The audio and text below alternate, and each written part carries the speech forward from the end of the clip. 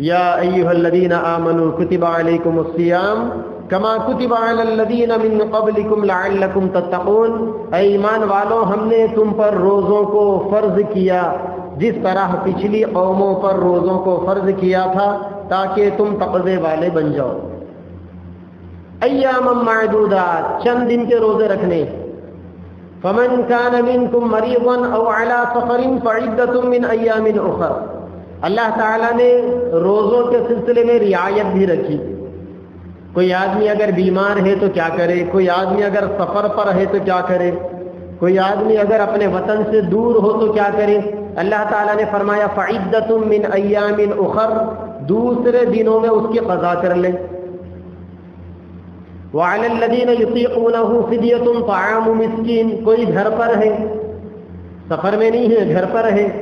بیمار ہے، روزے نہیں رکھ سکتے ہیں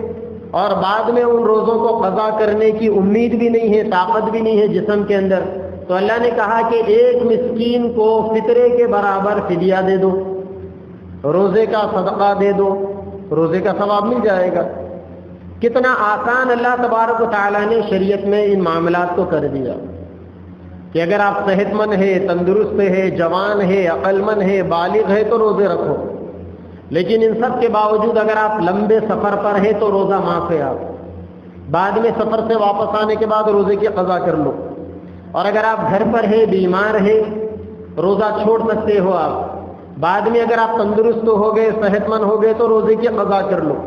اور اگر آپ تندرست نہیں ہوئے، بیماری برقرار ہے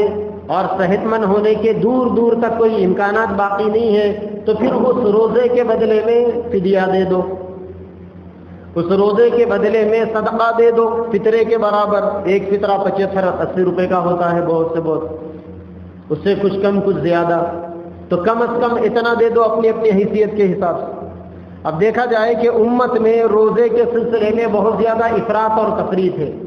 بعض لوگ وہ ہے جو روزے کے سلسلے میں اپنے اوپر بہت زیادہ سختی کر لیتے ہیں، اور بعض لوگ وہ ہے جو شریعت کی سہولتوں کا ناجائز فائدہ اٹھاتے ہیں۔ شریعت نے جب یہ کہہ دیا کہ بیمار کے لیے روزہ چھوڑنے کی اجازت ہے تو اب ہم نے یہ سمجھ لیا کہ معمولی سردی کھانسی بھی ہو جائے تو روزہ چھوڑ سکتے ہیں، یا چھوٹی چھوٹی کوئی بیماری آ جائے تو روزہ چھوڑ سکتے ہیں، یا بھوک کو اگر برداشت نہ کر سکے تو روزہ چھوڑ سکتے ہیں۔ تو ایسی معمولی بیماریوں کا بہانہ بنا کر روزوں کو چھوڑ دینا یہ انسان کے انتہائی محروم ہونے کی علامت ہے، بہت زیادہ خسارہ اٹھانے والا ہونے کی علامت ہے،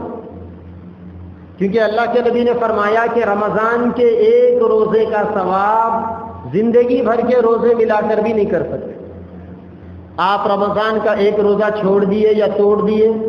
بعد میں آپ نے اس کے قضا کے لیے زندگی بھر روزے رکھے آپ نے، تو ساری زندگی کے روزے بھی ایک رمضان کے روزے کا ثواب حاصل نہیں کر سکتے۔